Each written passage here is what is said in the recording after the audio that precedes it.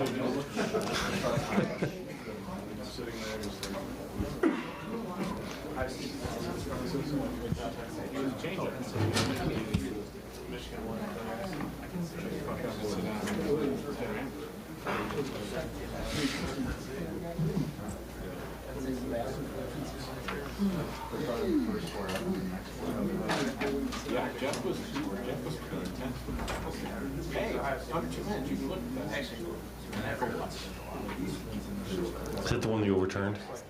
No. Oh, the one that like 2 seconds? Charge call, and Jeff wanted to see if He's in the. he was in the circle. Yeah.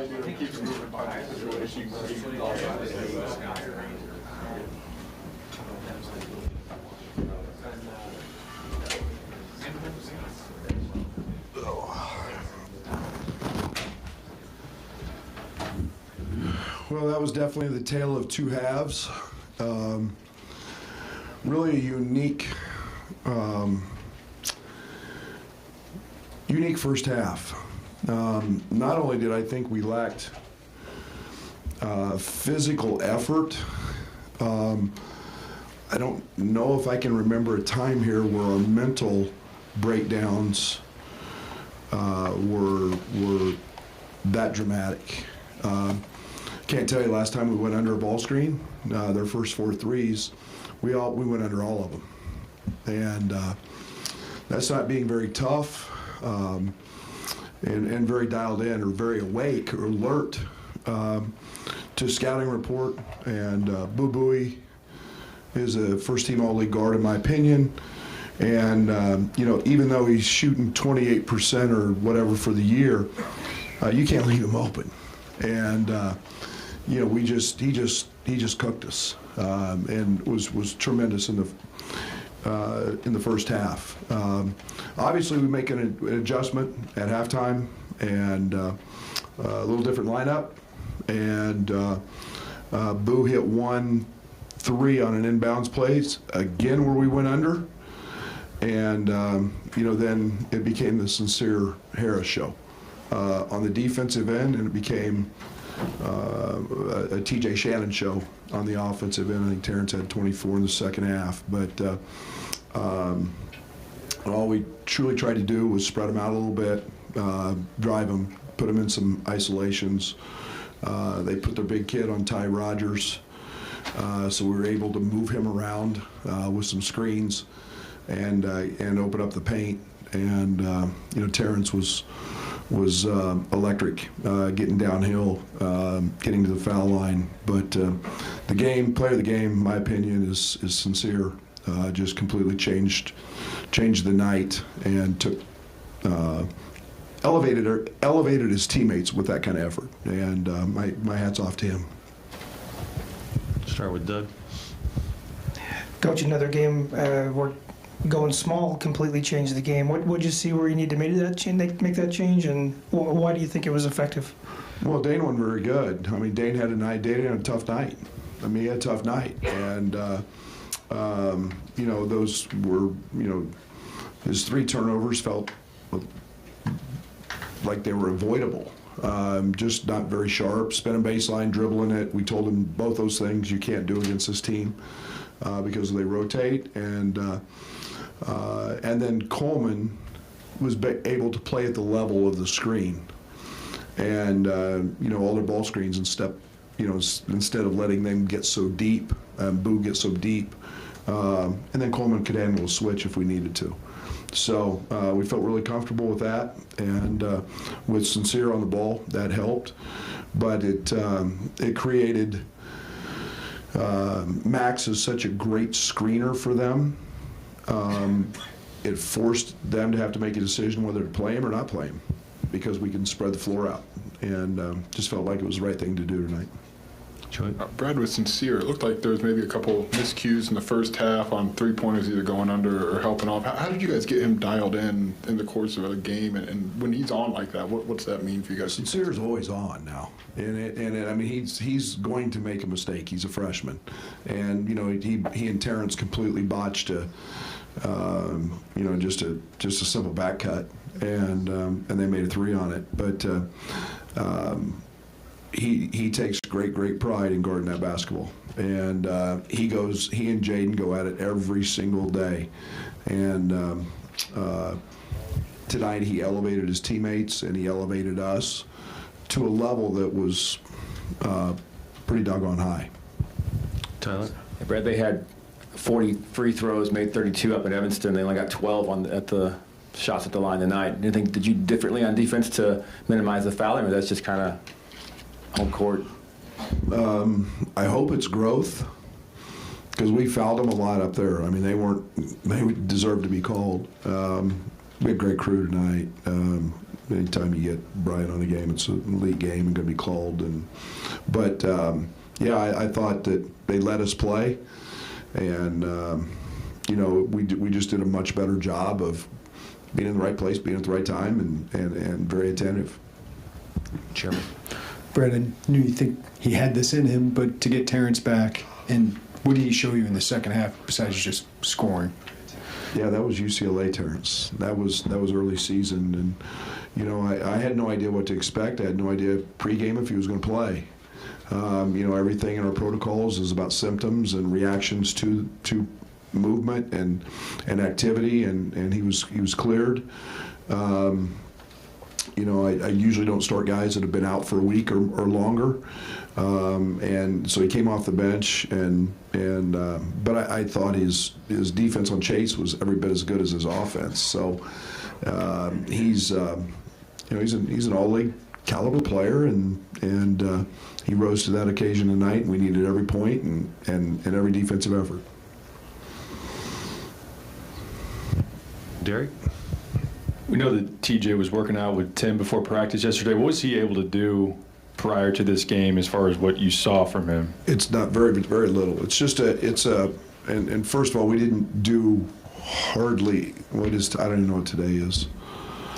Thursday. Tuesday, we didn't hardly do anything.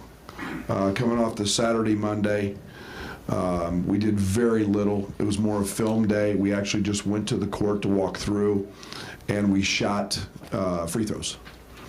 And Terrence had to go through a little more excruciating workout on his own, and to meet the protocol deals. So literally yesterday was kind of the next step in that deal for him. So we had a good solid practice yesterday that he went through. That was it.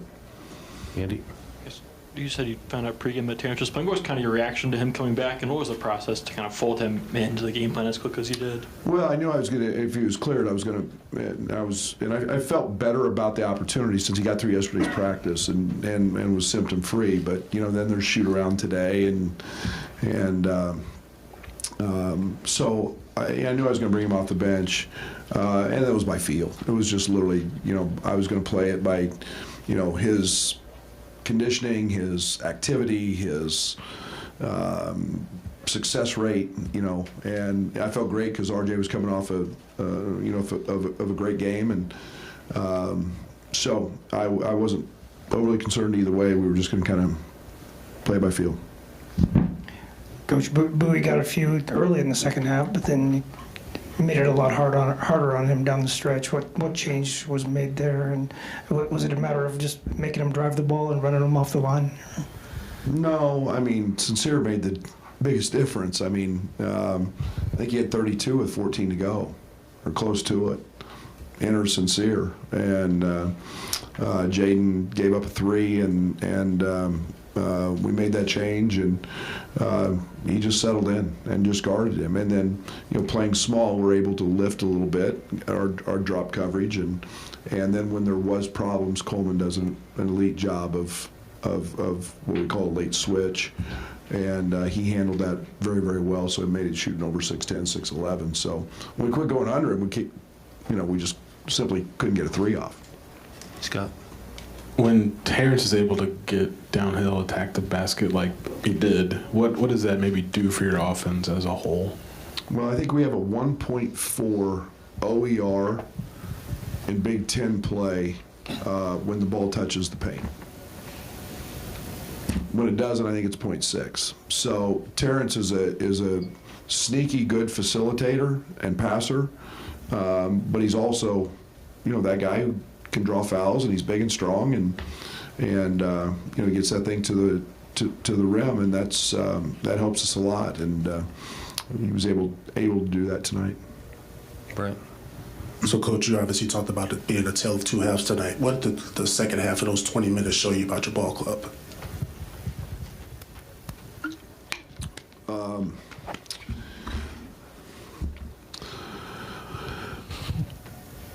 It takes everybody. Tonight wasn't Dane's night. It wasn't Jaden's night. It can be. You've got to lean on your veterans. We were leaning on our veterans, especially on the offensive end. Terrence Shannon, Matthew Meyer. Coleman got some good looks, just didn't go down. But then to be inspired by 2 freshmen, and Sincere.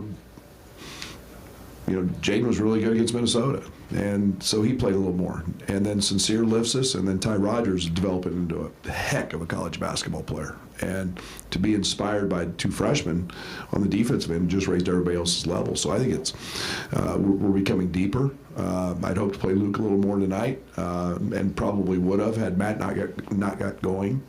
But again, guys, I think it's the first time we're healthy since the start of the season, and literally have all parts. Because Terrence has been out for a while now, and Luke coming back, and so I'm excited about what the growth of this team together, having everybody, can be. Jeremy. Brad, it feels like in some of your biggest wins this year, Sincere, now Ty, are making some of those differences. What's that set them up for foundation-wise as they grow as players? Well, the hardest thing for freshmen is you got to go through it to get to it.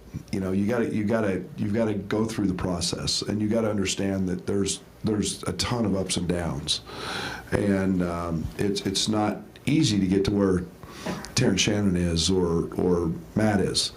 They all went through those, and you've got to go through that, and to have those 2 guys on the court at the end of the game, I hope that just skyrockets their confidence and their belief and their understanding. And again, you got to go through those moments and win some and lose some, to be honest, to know how to react in those moments. So and then they got great examples of Matt and Terrence, and how to take it to the next level and do it. Sincere's layup was huge. That was just an instinctive play of rip driving it and beating a guy for a layup. Tyler. Yeah, Brad, you mentioned how efficient your offense is when you get the ball in the paint, but on the downside with that tonight, and Dane clearly struggled with the double team. How do you, with that book out there on him moving forward, how do you get him to kind of practice? We've seen Dane handle it many, many times. And it's just it's just about becoming accustomed to it, discipline, and against this team, as it was Nebraska, he was great against Nebraska. And you just can't go baseline. And 2 of his turnovers were dribbling, trying to turn baseline. Those are old habits that he's had, that he's got to get out of. And then, he likes to throw everything one-handed, and those things don't work at the college level. Coach, you've been pretty good out of timeouts most of the season. Tonight, was that an easy call? Just get the ball to TJ and let him go, or? Pretty much. I don't think it's rocket science sometimes, and we've got a little blur play that we like to run. We clear a couple guys out, and Northwestern gives you middle third of the floor, so they give you the middle of the floor, and just got Terrence there. We ran the same play to the other side to Matt, and Matt drew a foul. So it's. That's the one thing that this team can do that I love about our abilities. We can play isolation basketball. And when stuff breaks down, the further you go, you got to have some dudes who can go get one. And we have multiple guys who can do that. Matt? On their last possession, when Coleman got the block, is that something where you feel comfortable with Coleman being able to fly over there or even switch on to him? Absolutely. It was set up. It was set up not to switch. We were trying not to switch it, and for very much the purpose of rebounding. But we call it emergency switch. And if it gets clipped, then you've got to go, and then everybody's got to crack down from the weak side. So the only thing we didn't want to do was foul. And but Coleman's instinctive. He made a great read, and but yeah. Gavin? Brad, what do you just make of the way Chris has really gotten the most out of his roster this year? Chris is a really good coach. I mean, a really, really good coach. And I love the fact that, he's gone from really a big team, what he's had in the past with Ryan and I'm drawing a blank. Pete. And playing through those guys, and now, I mean, it's every night you're going to look down, and those 2 guards are going to take close to 40 shots. But everybody has bought into their roles with that team. And Max, I love him. He's the ultimate role player. He does exactly what he's supposed to do, and that screen every time and roll, and then he can guard. And then you got Ty Berry, who's a shooter. I think that Barnheiser's come out of maybe nowhere and turned into an elite player. He's making shots. And then Robbie's an athletic 6'9" forward that can do a lot of things. So I'm he's coach of the year in my opinion. I mean, Chris has done a terrific job, and should be kudos to him. And I think what they'd won 5 in a row coming in here. So good team and great guards. What does it tell you about Sincere when he's out there stomping around and kind of like, if we just see him in those moments sometimes, what do you know is working for him when he's doing that? That's what it should be about. It should be about that energy and passion. And I mean, that's just sheer passion for playing the game and competing.